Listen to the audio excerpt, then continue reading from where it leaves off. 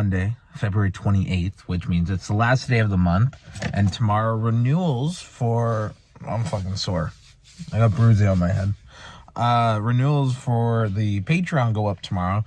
So a special thank you to Morgan and Mama Thomas, Brian Watson, the Pizza Man, Eric Patrick Roy Thomas, Gimpy, Tommy Richardson.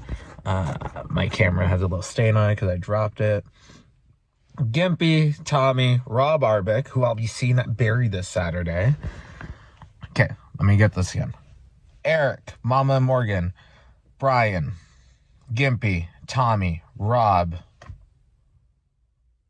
Arbick, Morgan, Eric, Gimpy, Tommy, Bobby B. Okay, I got everyone.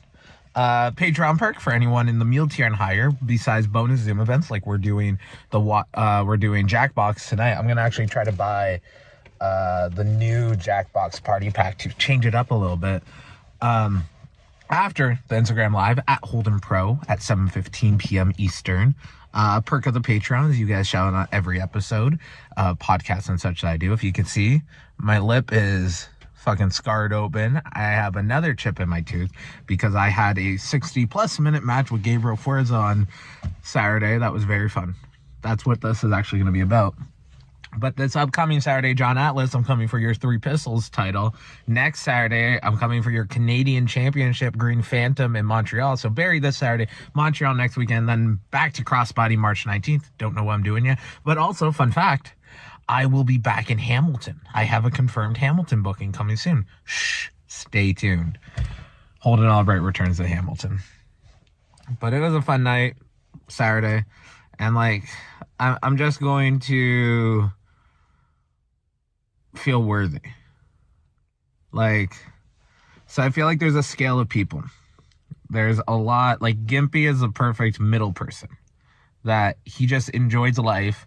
He does things because he thinks it's the right thing to do, not because of what he can get from it.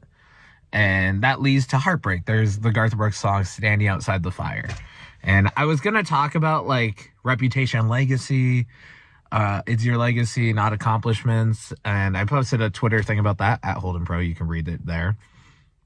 I was going to talk about entitlement. I was going to talk about codependency. But myself, personally, I have an issue with worth. Like, I have so much self-confidence. Like, I believe I could run a marathon. I don't think I can run it the fastest or come in first. That's going to be some motherfucker that's been running for years. By the way, I trimmed my beard.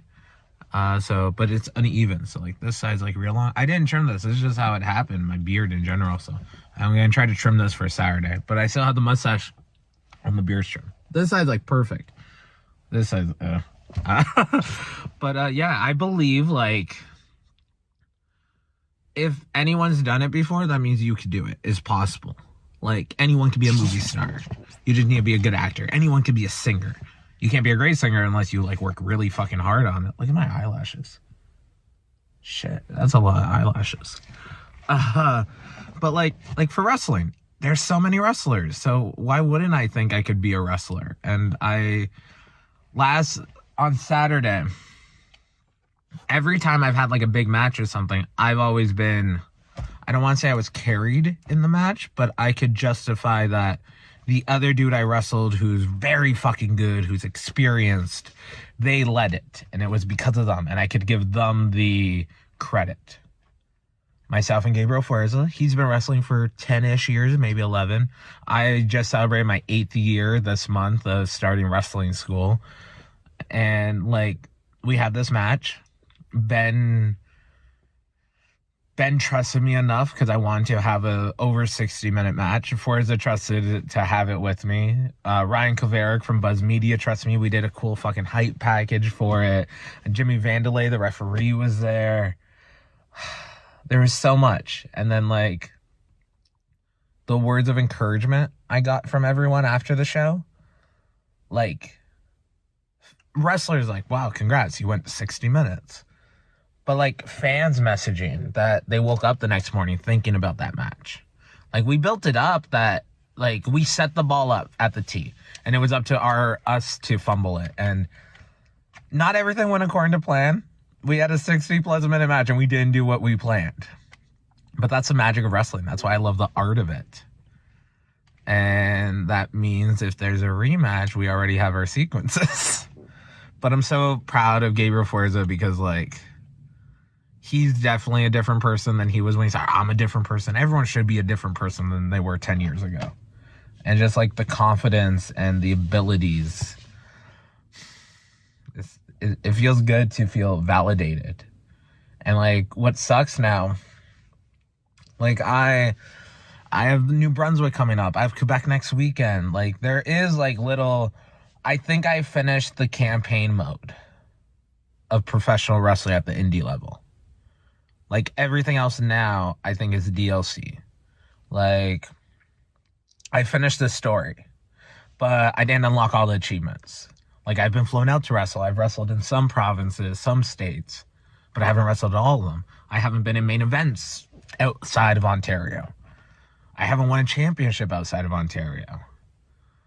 Like, there's all these things now where it's like, these are all bonus achievements. Because now I'm confident that I can have an 8-minute match, a 65-minute match. I can have a hardcore match. I can have a technical match. The campaign mode's complete. Now I just need to do all the extras. Because I think the sequel to this game is a contract. But I don't even know, like... When I say I don't want a contract, do I say that because I don't think I deserve it? I don't think I'm good enough for it? Or do I say I not want a contract because wrestling is this thing I love and I don't want it to be my full income? I want to do stand-up comedy, podcasting. So it is in this weird reflective period of what's next. And this is a part where we're doing the 100-day challenge earlier in the year of you have to give yourself challenges.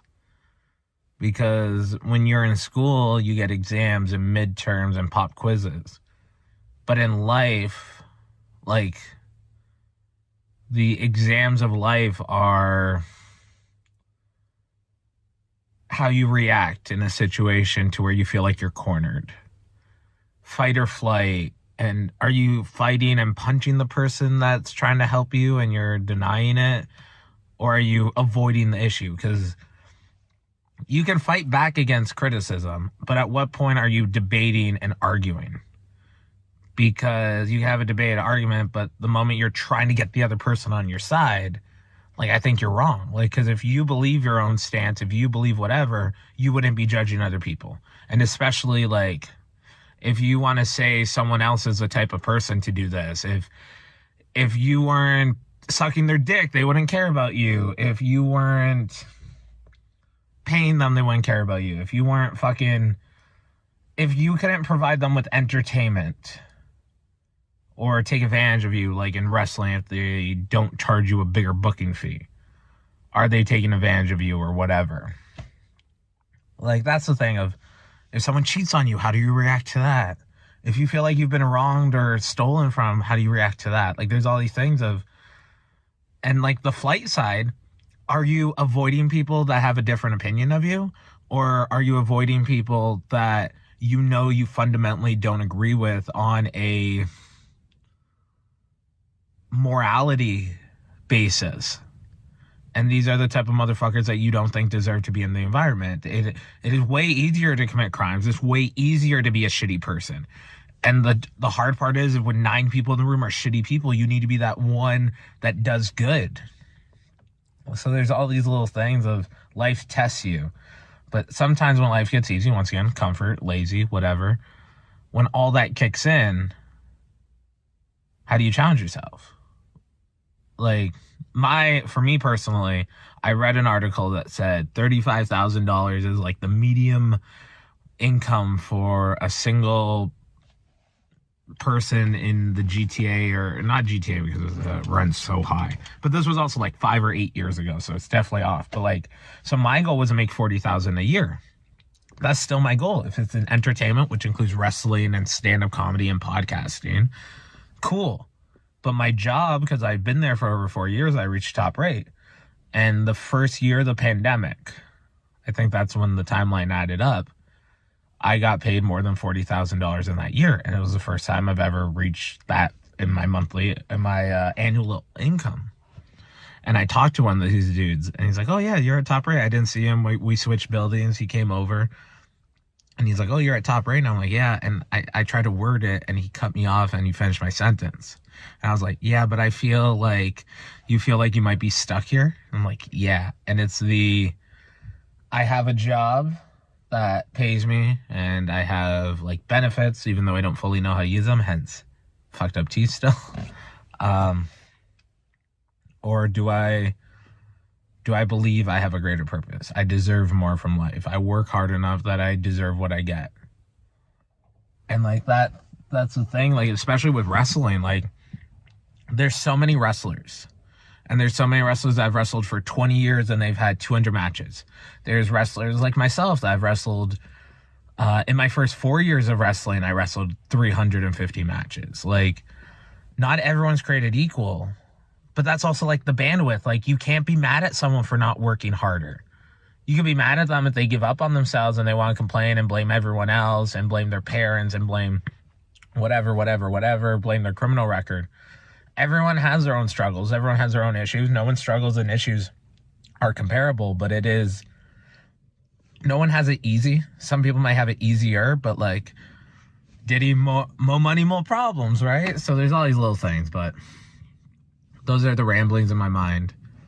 I don't know what's next. If you're watching this on the Patreon, there will be no daily podcast today because I'm tired, but I will be doing an audio journal from some clips I recorded that are going to be vlog material. I'm going to upload the vlog for tonight because tomorrow renewals goes through for patreon.com/BrendonC, BRENDONE, the letter C. The vlog is going to feature some antics from Rex Atkins' place, going to feature some behind the scenes from the Crossbody show.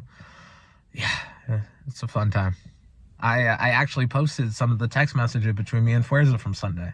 Us checking in on each other, how we're feeling, and just like, fuck, I'm happy. Like, I'm not contempt. I'm happy.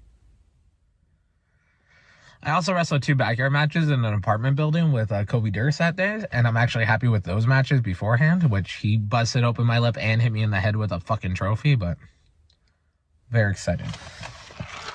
I deserve this iced coffee. Cheers. Have a good morning, good afternoon, good evening, and good night. Just have fun. Stay safe, stay healthy, and I truly appreciate each and every one of you, and I'm grateful to be along the ride of your pursuit of happiness. Have a good one, everybody. Talk soon. Cheers.